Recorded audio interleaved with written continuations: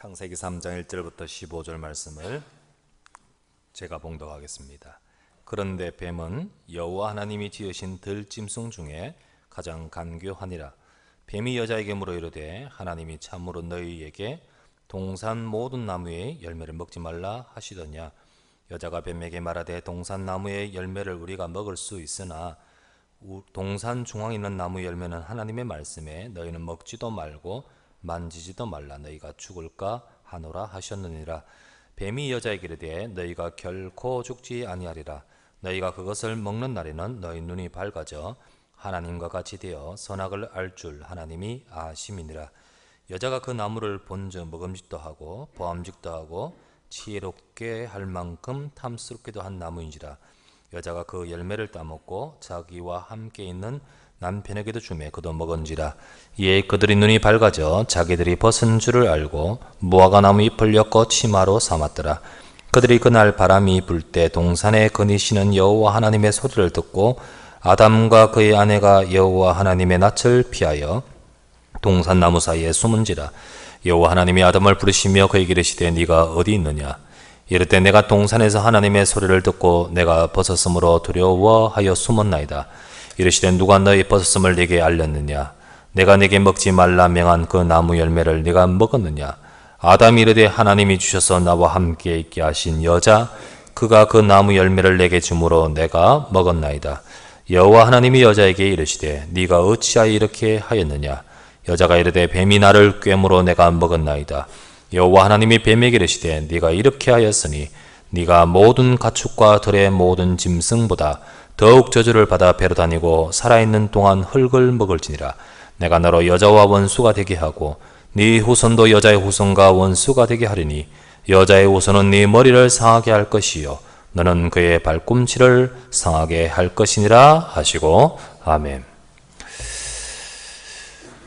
이 시간 우리 좌우에 계신 분 서로 같이 인사 나누십시다. 하나님의 은혜 받으시기를 바랍니다. 인사합시다.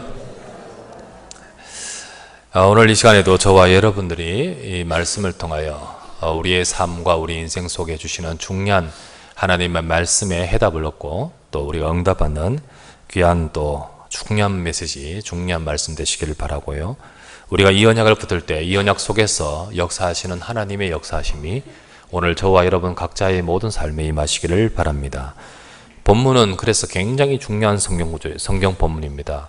이 성경을 빼면 이 성경을 빼면 모르면 사실은 성경 전체 정확하게 우리의 인생에 왜 예수 그리스도가 해답되심을 모르는 거예요.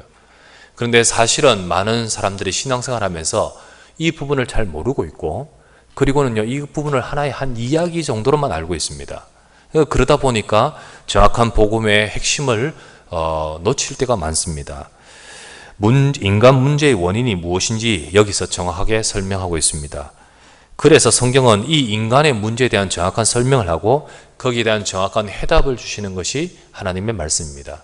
하나님 말씀은 우리에게 뭘 잘 살아라 또는 혹은 좋은 가르침 이런 차원의 말씀이 아닌 거예요. 물론 그 내용도 들어있겠지만은 그러나 가장 중요한 주제는 무엇입니까? 가장 중요한 우리에게 주시는 말씀의 핵은 처음부터 이 끝까지 한결같이 하나님은 우리 인생에 정확한 해답을 주고 계십니다. 그래서 그 말씀의 중심이 절대로 흐트러지지 않고 끝까지 일관되게 우리에게 주고 계십니다. 누가복음 24장 44절에 예수님이 이런 말씀하셨습니다. 또 이르시되 내가 너희와 함께 있을 때 너희에게 말한 바 곧 모세의 율법과 선지자의 글과 시편에 나를 가리켜 기록된 모든 것이 이루어져야 하리라. 나를 가리켜 기록한 것, 곧 예수 그리스도 자신을 가리켜 기록한 것이 바로 모세의 글, 바로 창세기도 모세의 글입니다.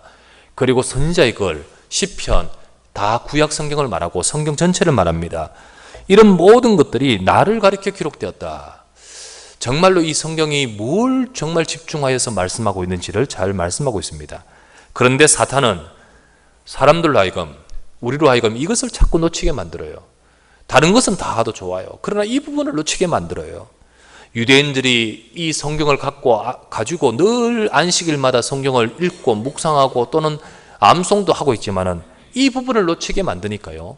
그 유대인의 역사 가운데서 7번 큰 나라가 망하는 재앙을 겪는 것입니다. 재앙이 계속해서 찾아올 수밖에 없었습니다. 현재의 교회도 마찬가지입니다. 현재 오늘날 현대의 교회가 창세기 3장에서 말씀하고 있는 진짜 문제를 못 보니까요. 그러니까 답을 놓치게 되고요. 여러분, 문제를 정확하게 못 보면 답을 놓치게 돼버리는 거 있죠. 그리고 답을 놓치고 나니까요, 자꾸 엉뚱한 소리를 하게 되는 겁니다. 그러다 보니까 어떡합니까? WCC 같은 것이 나오는 거예요. 그러니까 어떡하죠? 종교 통합 할 수 있다. 종교 통합해야 된다. 그 말은 뭡니까? 다 같다는 의미예요.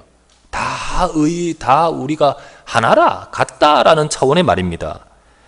그러다 보니까 정확하게 답을 줄 수가 없는 거죠. 현장의 세상 속에서 이 답을 줄 수가 없는 겁니다.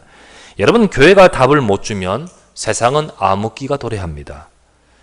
역사적으로도 한 예로 중세 시대는 암흑기라고 말하지 않습니까? 중세 시대는 암흑기였습니다. 영적 암흑기였습니다. 세상이 암흑기다 이전에 교회가 암흑기였습니다. 교회가 암흑기이기 때문에 세상이 암흑기가 되는 거예요. 그래서 중세 교회가 워낙 잘못했거든요. 그러니까 그 중세 교회 워낙 잘못에 질려가지고 나중에 사람들은 어떡합니까? 교회를 떠나기 시작하는 겁니다. 중세가 끝나는 무렵에 이제 근대로 넘어오면서요, 사람들은 어떡합니까? 이제 신 말하지 말라. 하나님 말하지 말라.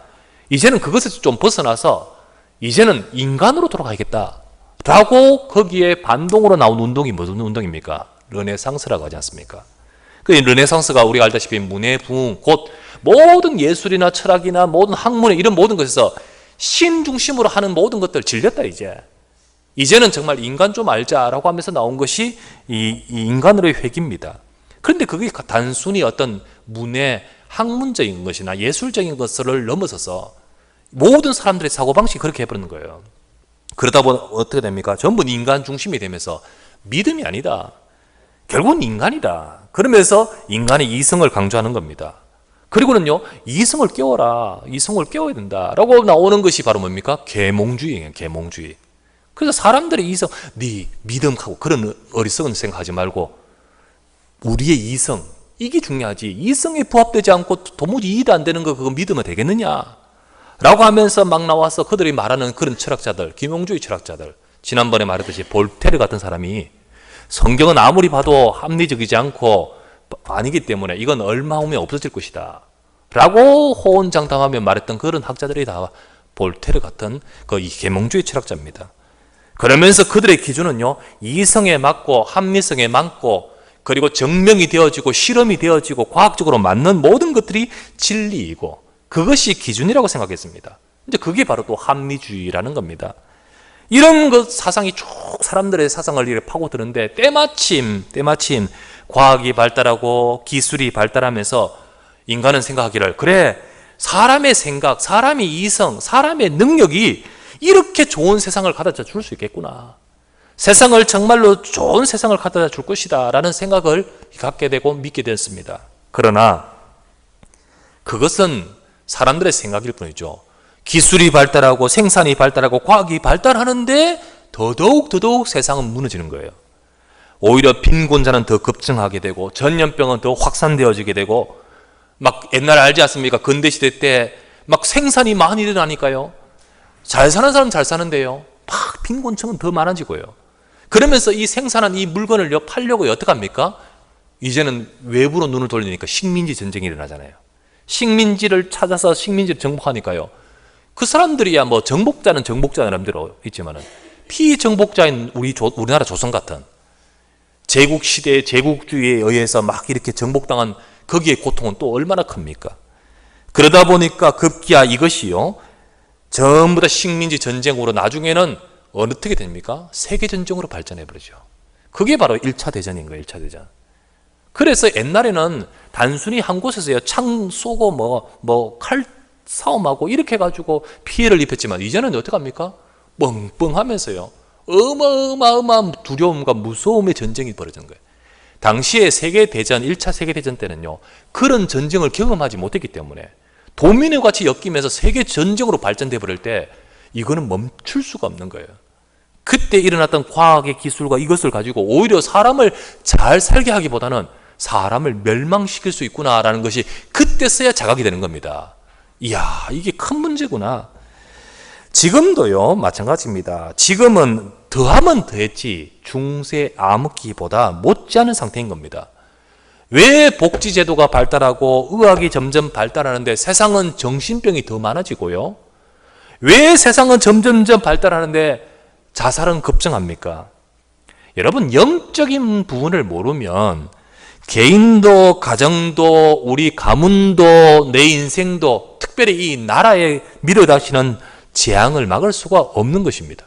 우리가 신앙생활을 한다고 하지 않습니까? 그럼 막연하게 좋은 뜻으로 이 자리에 앉아 있다면요, 우리가 참 복음을 모르면 모르게 되는 거예요.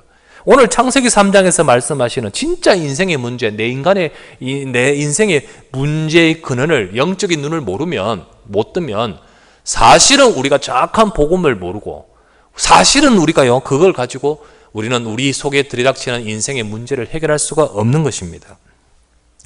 세계보건기구 WHO가 설립이 되고 이제 활동하면서 건강에 대해서 정의를 내렸어요. 그래서 1948년도에 건강에 대해서 정의를 내릴 때는 이렇게 내렸습니다.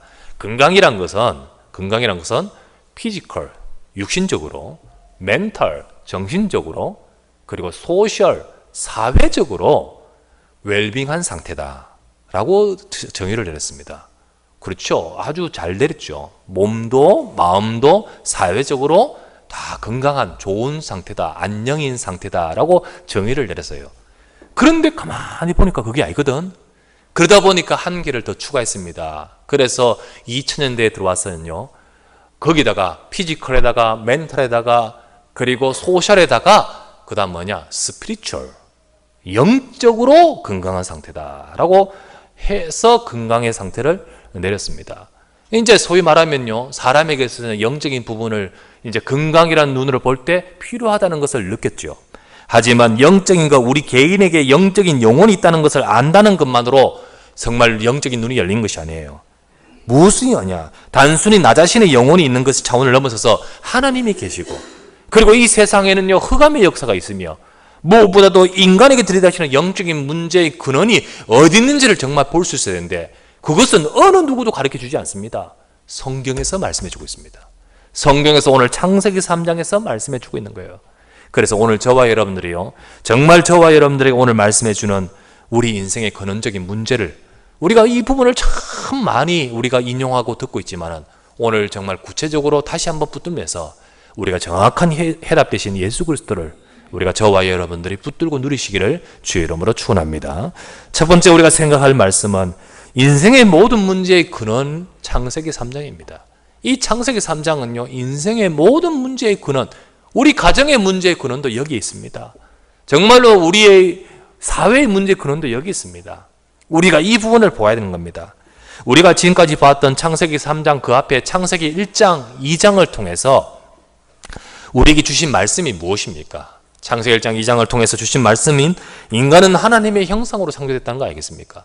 창세기 1장 27절에 인간은 하나님의 형상으로 창조되었고, 곧 그 창세기 2장 7절에 우리가 보았다시피 영적인 존재라고 했지 않습니까?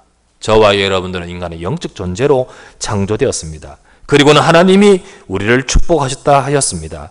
자, 인간은 바로 이런 축복받은 존재였는데, 인간은 하나님을 만나고 그 안에서 살아야 이 축복을 누리는 행복한 인생이라는 것입니다. 그래서 하나님은 이런 인생을 그 속에서 살도록 하기 위해서 우리가 하나님을 떠나지 않고 하나님의 안에서 살아야 됨을 기억하도록 하기 위해서 창세기 2장 17절 선악과를 주셨다 했지 않습니까? 선악과는 단순히 어떤 과일 차원이 아니고요, 하나님께서 저와 여러분들의 위치, 우리 인생의 주소, 우리가 있어야 될 자리, 그것을 깨닫도록 하기 위해서 주신 것이죠. 그것을 보면서 우리는 하나님 말씀 지키고 말씀에 순종하며 살아야 된다는 사실을 기억하게끔 한 것이 바로 창세기 2장 17절입니다. 그래서 그 안에서 살게 된 우리 인생. 그런데 오늘 창세기 3장을 우리가 읽었는데요, 창세기 3장을 넘어가면서 1절에 이렇게 나오죠.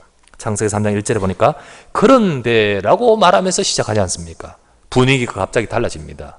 창세기 3장 1장 2장에서 말하는 그 내용과는 분위기가 다른 뭔가가 시작되는 것입니다. 바로 창세기 3장의 문제가 시작되는 것입니다. 거기서 나오는 그런데 뱀은이라고 나옵니다. 이 뱀이 누굽니까?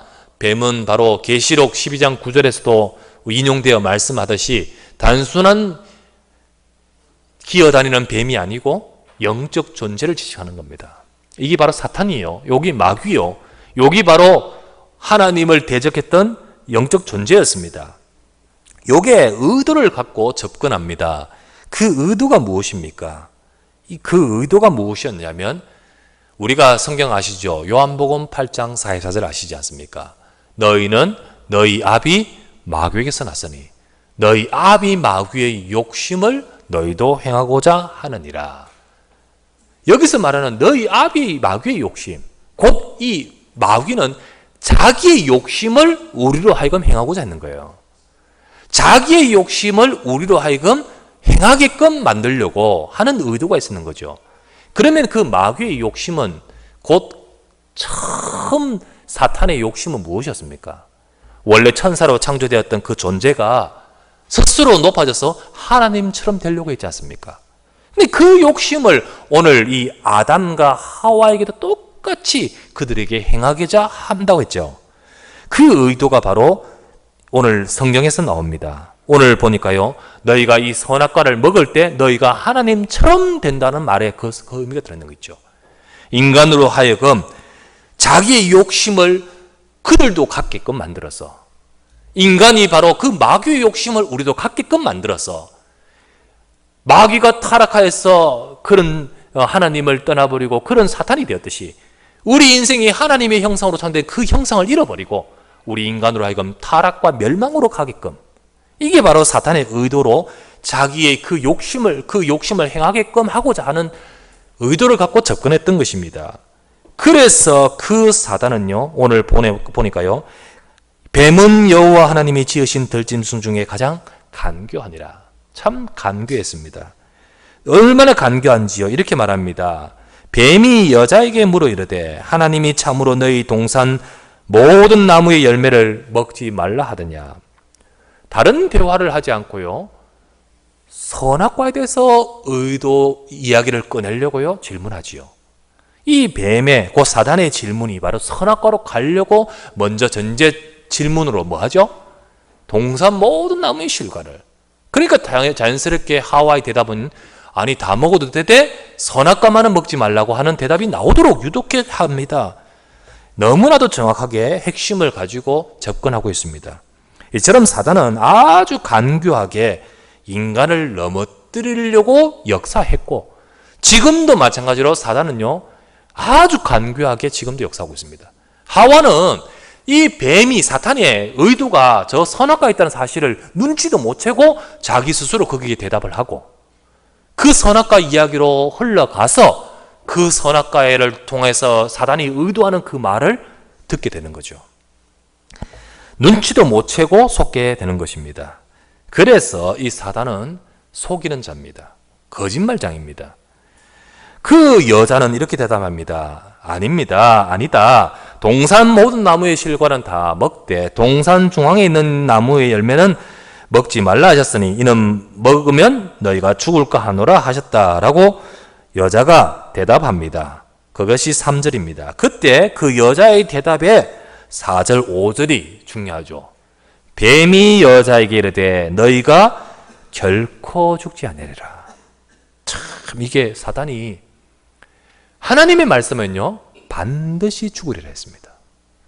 그런데 사단은 뱀에게 뭐라죠? 결코 죽지 않으리라. 하나님 말씀을 정면으로 반박하면서요 인간으로 하여금 속게 만듭니다. 그러면서 5절 말씀에 그냥 단순히 그거 결코 안 죽는다는 차원을 말하지 않고 유혹의 말을 던집니다. 5절에 뭐라죠? 너희가 그것을 먹는 날에는 너희 눈이 밝아져 하나님과 같이 되어 선악을 알 줄을 하나님이 아심이라. 너희 아비 마귀의 욕심, 바로 이거 아닙니까? 이거 자기가 원래 가졌던 그 욕심, 이거 아닙니까? 이것을 너희도 행하고자 하느니라.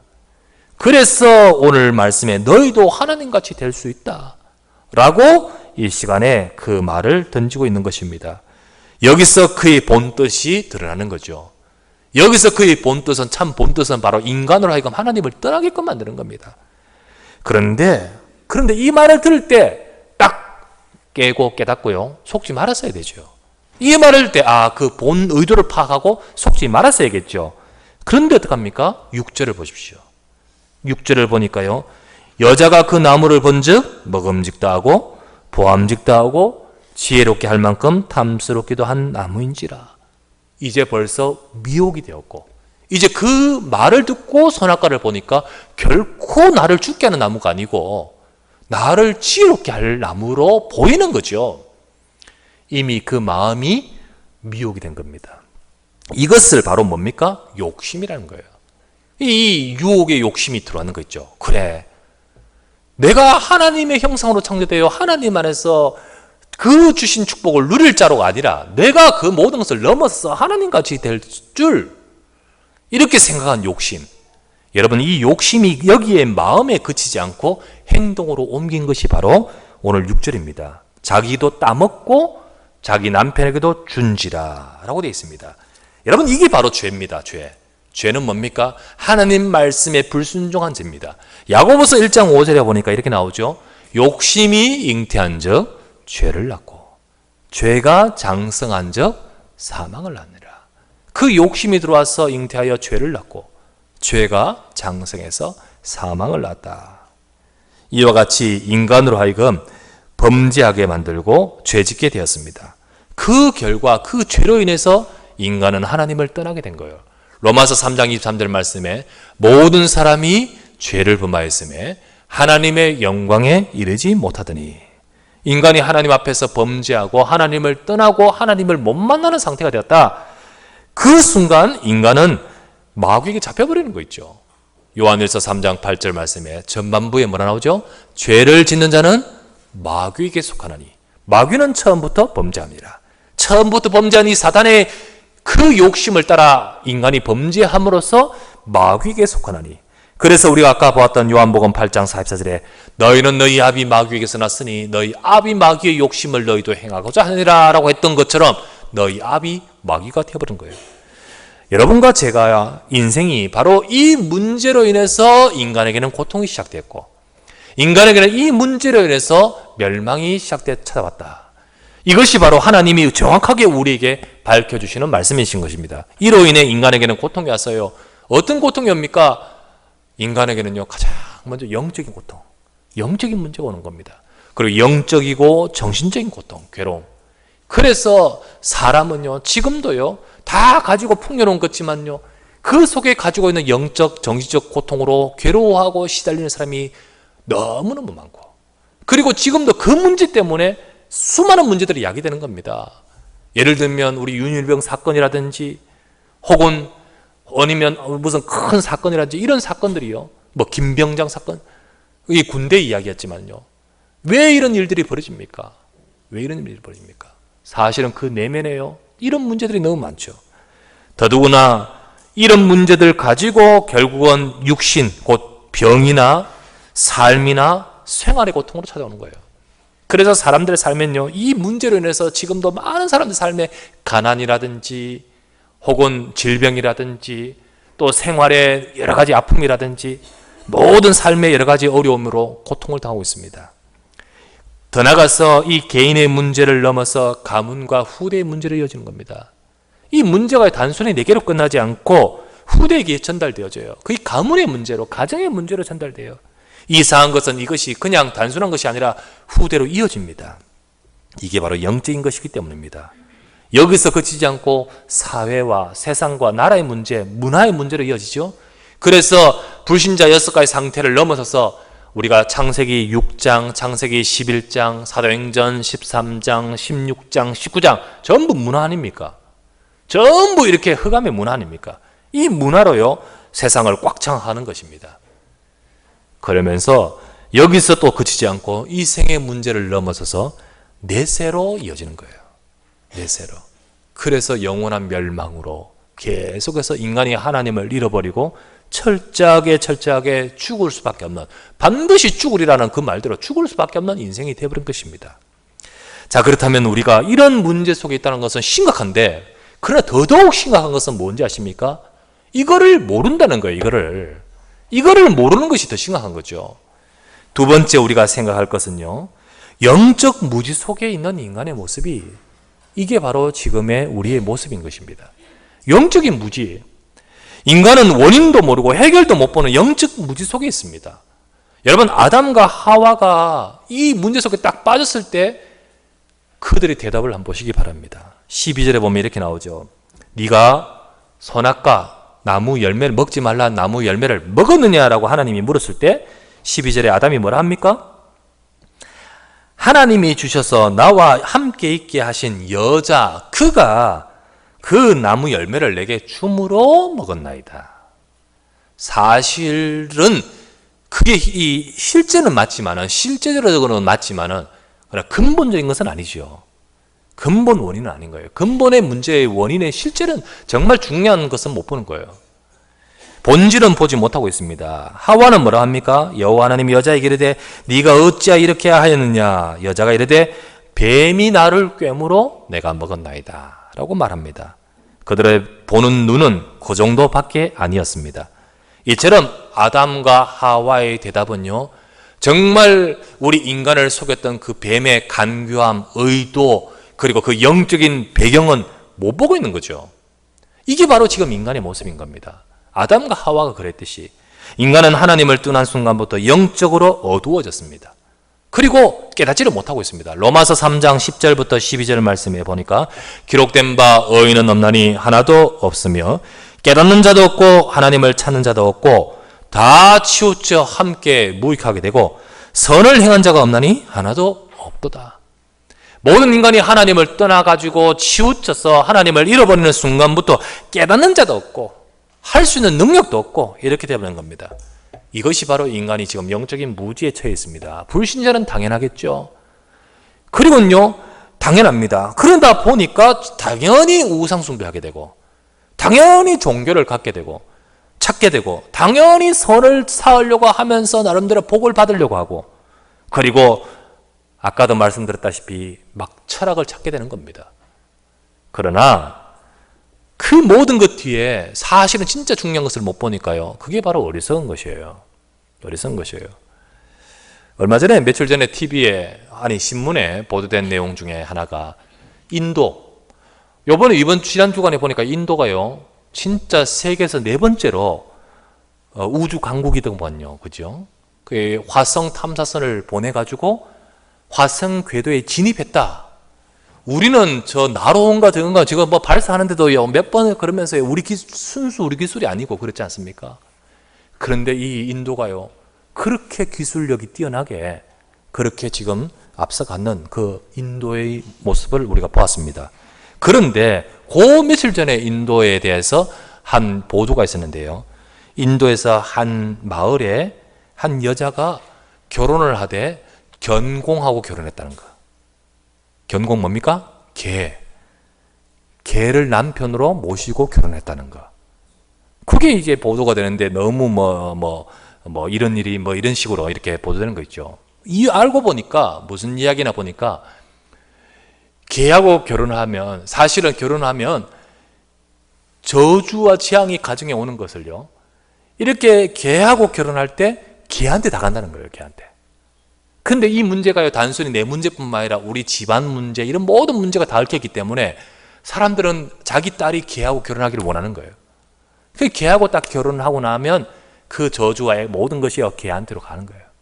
그래서 첫 번째 신랑은 개가 되고 그리고 나중에 좀 있다가 이제 사람하고 결혼한다 거죠. 그러니까 새로 이제 진짜 남자도요 먼저 첫 번째 개하고 결혼한 여자를 좋아하는 거 있죠. 왜요?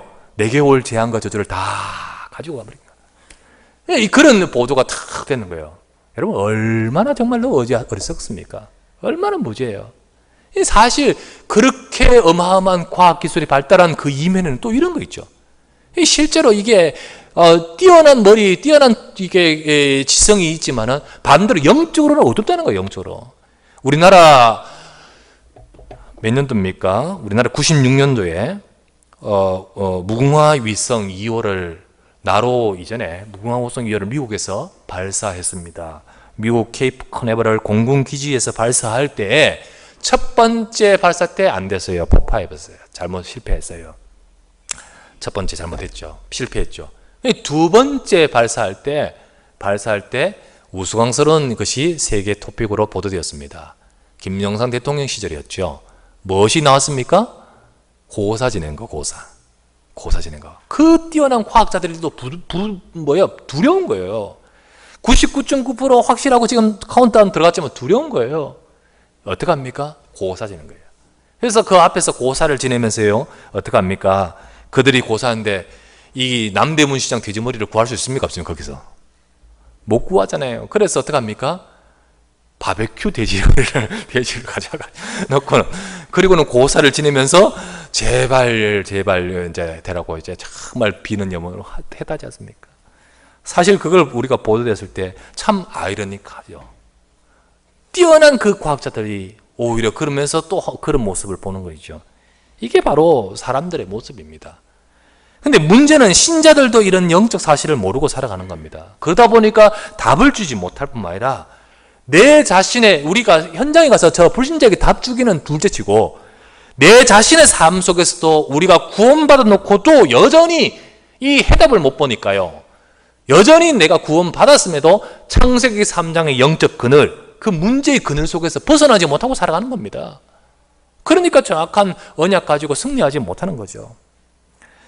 제가 대구에서 있을 때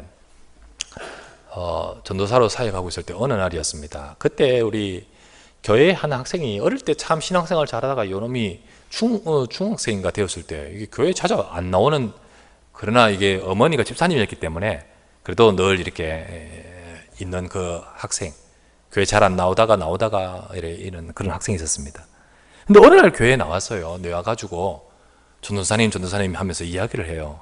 무슨 이야기를 하냐면요, 중학교에서 그 학교에서 그때 당시 어떤 유행이 불었냐면 분신사바 유행이 부르는 거예요. 분신사바. 요즘도 영화 또 분신사바 2가 나왔더구만요. 분신사바 5이때 9-4 이게 뭐 뜻이죠? 말씀하시옵소서, 말씀해 주소서. 분신사바라는 그 어떤 귀신을 지칭하는 그 용어 하면서 말씀해 달라고 하면서 어떡하죠? 이 연필을 딱 잡고 두 사람이 잡고 이렇게 돌리면서 이렇게 주문을 외운단 말이에요. 그렇게 하면서 하는데 그게 이제 그 학교의 유형으로 이제 좀 이렇게 확 이렇게 하는 거예요. 그러면서요, 그런데 그 중에 한 명이 여기 이제 무당자냐, 이 한 명이 이게 용하게 이게 막 잘 먹히는 거예요. 그러면서 막 애들이 전부 다 너무 신기해가지고요, 전부 거기에 확 다 빠져드는 거예요. 걔가 딱 잡고요, 한 사람 잡고 말하면요, 이 애들 과거 뭐 다 맞추면서 막 이렇게 막 이야기를 하는 거예요.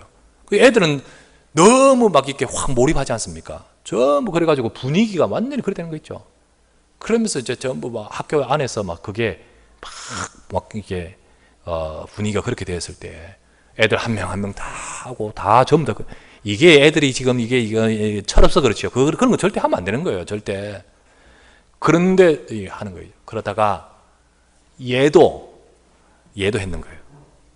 얘도 했는데요, 딱 잡는데 얘 제대로 예수 잘 안 믿거든요. 교회 잘 안 나오거든. 내가 알거든. 얘 교회 잘 안 나오는데, 근데 어릴 때 분명히 얘를 영접하고 어릴 때 신앙생활하고 이렇게 했어요. 그런데 어느 순간 이게 춘기가 찾아오니까요, 잘 안 나오고 이랬어요. 그런데 얘가 오늘날 막 와서 자기가 한 이야기라니까요. 딱 잡는데 그 애가 발발발 뜨는 거예요. 그리고는요, 얘하고는요, 이게 안 나오는 거예요. 안 나오는 거예요. 다른 애는 다 되는데 얘는 안 되는 거예요. 얘만 안 되는 거예요. 그래서요, 자기도 놀라는 거예요. 자기도 놀란 거예요. 그러면서 전사님 내가 그래 이러는데 이렇게 이랬다는 거예요. 그래 임마, 네 속에는 누가 있다고? 예수 그리스도 계시는데 임마, 네 이제 요즘 잘 안 나오고 임마, 그러니까 예수님. 그래 다 이야기하고. 여러분, 어릴 때 복음 심어야 됩니다. 우리가 생각하기를요, 너무 막 강요하면 나중에 튄다, 그렇지 않습니다. 튀더라도 심어야 됩니다. 그래야 그 인생이 하나님이 잡으시고 돌아오지. 나중에 어느 순간 지가 깨달아가 되겠지. 절대 그렇지 않습니다. 심어야 됩니다. 심어야 돼요. 비록 지금 튀는 분 계신다 할지라도 여러분 기도하시기 바랍니다. 그런데 또 나중에 또 이 친구 얘가 또 와서 말하는 거예요. 전사님 왜? 이거 하던 애 있죠. 이거 하던 애. 이 귀신 계속 충만한 짓 하고 있다가 갑자기 얘가요, 공부하다가 창문을 뛰내려버린 거죠. 그게 학교 발칵 뒤집어졌던 거예요. 뒤집어졌던 거예요. 이게 이 흑암의 역사입니다. 흑암의 역사. 흑암의 역사. 요즘도 영화 이렇게 나오고 이런데요. 여러분, 이걸 모르면 실제로 하나님의 백성이, 하나님의 자녀들도요, 문화 속에 들어가 버리는 거예요. 문화 속에. 아까 문화라 했지 않습니까? 그러면서 세상 속에서요, 정확한 답을 붙들지 못하고 살아가는 겁니다. 여러분, 아무리 세상이 발달하고 해도요, 우리 인생이 육신적인 문제를 가지고, 근본은 영적인 문제인데 육신적인 방법 가지고는 절대 해결할 수가 없는 거예요. 그래서 세 번째 우리가 알아야 할 것은 오직 복음이 유일한 해답임을, 우리가 오직 복음이 유일한 해답임을 다시 한번 붙들 수 있는 시간 되시기를 바랍니다. 하나님이 곧바로 첫 번째 주신 해답, 그리고 변하지 않고 영원히 계속하여서 반복하여 똑같이 계속해서 주신 해답이 뭡니까? 창세기 3장 15절이었습니다. 창세기 3장 15절에 내가 너로 여자와 원수가 되게 하고. 자, 보세요. 하나님이 아담에게 묻습니다. 왜 이렇게 했느냐? 아담이 엉뚱한 대답하지만 또 하와에게 묻습니다. 너는 왜 이렇게 했느냐? 그때 하와가 이렇게 대답합니다. 뱀이 내게 속였어. 이렇게 말하죠. 지금 잘못된 대답이지만 어쨌든 그렇게 대답합니다. 그때 하나님이 뱀에게, 사탄에게 너는 왜 이렇게 했느냐라고 묻지 않습니다. 묻지 않아요. 곧바로 선포해버리고 저주해버리죠. 왜요? 이 뱀은 그때의 문제가 아니고 그 이전에 이미 타락해서 인간을 넘어뜨린 존재이기 때문입니다. 이미 그 전에 타락해서 하나님 앞에 심판받은 존재입니다. 그러니까 그 뱀에게, 곧 사탄에게는 곧바로 심판이지만 인간에게는 구원의 답을 곧바로 던져버리시는 거예요.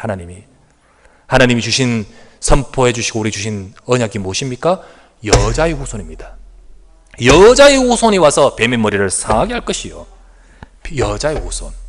그걸 말씀하고 있습니다. 창세기 3장 15절이죠. 이 약속이요, 계속해서 성경에서는요, 이어서 말씀해 주는 것이 성경입니다. 이사야 7장 14절 말씀에 보라, 그러므로 주께서 친히 징조를 너희에게 주실 것이라. 보라, 처녀가 잉태하여 아들을 낳을 것이요 그 이름을 임마누리라 하리라. 여자의 후손, 곧 처녀가 잉태하여 아들을 낳을 것이라. 마태복음 16장 16절 말씀에 시몬 베드로가 대답하여 이르되 주는 그리스도시요 살아계신 하나님의 아들이시니다. 바로 이 그리스도를 말씀하고 있는 것입니다. 예수님은 이 땅의 환경 문제나 인권 문제나 노동 문제나 이런 문제를 해결하러 오신 분이 아니십니다. 물론 복음 안에서 이것도 해결되어지고, 물론 복음 안에서 이것도 답이 됩니다. 하지만 예수님이 진짜 이 땅에 오신 이유는 뭔지 아십니까? 그리스도의 일, 바로 그 일을 이루시고자 오셨습니다.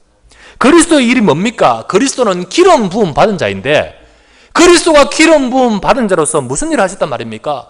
마가복음 10장 45절 말씀에 인자가 온 것은 내가 온 것은 섬김을 받으려 함이 아니요 도리어 섬기려 하고 많은 사람을 위하여 대속물로 죄 문제 해결하기 위해서 오셨다 하지 않습니까?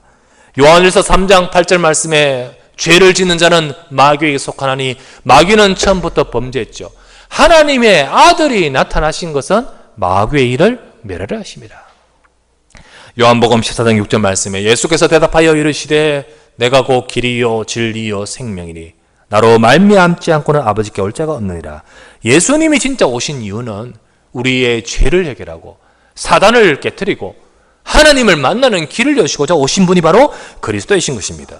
그래서 여러분과 제가 예수님이 그리스도 되신다, 곧 예수님이 내 모든 문제를 해결하신 그리스도 되신다는 사실을 우리가 믿고 영접하는 것이 중요하고, 그리고 그것을 믿고 내 언약으로 잡을 때 저와 여러분의 인생을 하나님께서는 변화시키는 줄 믿습니다. 하나님의 자녀되게 하시고 내 죄를 해결하시고 우리 인생을 저주와 멸망에서 건지시는, 해방하시는 이름이신 것입니다. 사람들은 말합니다. 예수님 믿는다고 모든 문제 해결되냐? 이렇게 말합니다. 교회 가면 떡 주냐 빵 주냐? 그렇게 말합니다. 교회 가면 떡 줍니까? 빵 줍니까? 교회 가면 떡도 있고 빵도 있죠. 교회 가면 곧 복음 붙들면 하나님이 역사하시면 떡도 있고 빵도 있습니다. 우리는 생각합니다. 내가 있는 이 문제, 떡이 부족하고 빵이 부족한 이 문제가 예수 믿으면 이게 해결되냐? 예, 예수님은 모든 문제 해결자이십니다. 예수님은 모든 문제 해결자입니다. 아까 말했던 창세기 3장 15절 여자의 후손, 그 약속을 계속해서 반복하면서 주셨던 말씀 이사야 7장 14절 처녀가 잉태하여 아들을 낳을 것이니 그 이름을 임마누엘이라 하리라. 이 말씀을 어떤 배경에서 주셨습니까? 이사야 7장은 딱 보면 이사야 선지자가 하나님이 보내시는데 당시에 아람 왕 르신과 이스라엘 왕 베가가 두 나라 왕이 연합하여서 북쪽 이스라엘, 저 다른 나라 아람이 서로 연합해서 남쪽 유다, 곧 다윗의 후손인 그 유다, 그 유다를 어떻게 합니까? 침공합니다. 당시 그때 유다의 왕은 아하스였습니다. 아하스. 이 아하스가 범죄했죠. 하나님 앞에 범죄합니다. 그런데도 하나님은요, 다윗의 그 언약을 따라서 이를 계속해서 은혜 베푸시면서 이사야라는 선지자를 그에게 보내어서 하나님이 말씀하십니다. 그때 이 아하스에게 하나님이 이사야를 통하여 말씀합니다. 하나님이 너희들에게 주신 언약을 붙들 때 너희들은 분명히 하나님께서 역사하실 것이다. 비록 지금 닥친 문제는 전쟁 아닙니까? 전쟁. 저 두 나라 연합국에서 쳐들어오는 이 상황 아닙니까? 두려워합니다. 무서워합니다. 어떻게 할지를 몰라 합니다. 그때 하나님께서 이 속에서 하나님이 역사하실 것이니까 너는 하나님께 징조를 구하라 라고 이사야는 말을 합니다. 그때 이 아하스가 뭐랍니까? 저는 하나님께 징조를 구하지 않겠습니다. 표현은 그럴듯한데요, 필요 없다는 거야. 필요 없다. 내가 믿는 것은 따로 있으니까 필요 없다라고 말을 합니다. 아하스가. 그때 하나님께서요, 이스라엘의 집이여 유다의 집이여 다윗의 집이여 여호와를 괴롭게 하는 것이 왜 이렇게 크냐라고 하시면서 그러므로 주께서 친히 징조로 친히 주님께서 징조로 너에게 주실 것이라 라고 하시며 주신 말씀이 처녀가 잉태하여 아들을 낳을 것이니 그 이름이 임마누엘이라 하리라, 이 말씀 주셨습니다. 사실은요, 이 언약 속에서 지금 전쟁에 대한 해답도 들어있고요, 이 언약 속에서 우리 인간이 가지고 있는 빵이 부족한 것도 들어있고요, 이 언약 속에서 저와 여러분들이 갖고 있는 여러 가지 아픔과 문제들도 이 언약 속에 해결의 답이 들어있는 거예요. 그런데 아하스는 그것을 모르고 놓치고 있죠. 그러니까 망하는 겁니다. 그러나 아하스의 그 다음 아들이 누굽니까? 히스기야입니다. 히스기야는 이 언약을 잡습니다. 히스기야는 이 언약을 붙듭니다. 하나님이 어떤 일을 행하십니까? 하나님이요, 참 정말 놀랍게도요, 아하스는 이것을 거부하고 안 믿는데 아하스 개인은 망하지만요, 하나님이 그래도 은혜를 베푸셨습니다. 그래서 아람 왕과 저 이스라엘 왕이 유다를 침공할 때 저 이상한 다른 나라가 아수르라는 나라가 와서 이 두 나라를 격퇴하되 건져줍니다만은 아하스는 그때부터 이 아수르에게 계속해서 지배당합니다. 아하스는. 그 다음 아들인 히스기야가 딱 일어나서 이 언약을 딱 잡으니까 어떤 일이 벌어지죠?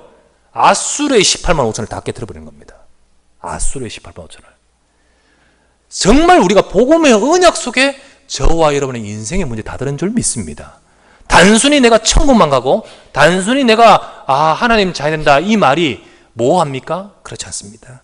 여러분과 제 인생에 정말로 이 그리스도의 언약을 잡을 때 예수 그리스도의 복음을 내게 주신 하나님의 약속을 붙들어야 됩니다. 복음 붙들 때 흑암이 무너지고 복음 붙들 때 지향이 무너지고 복음 붙들 때 이 언약을 잡을 때 하나님은 내 인생에 하나님의 역사가 임하는 것입니다.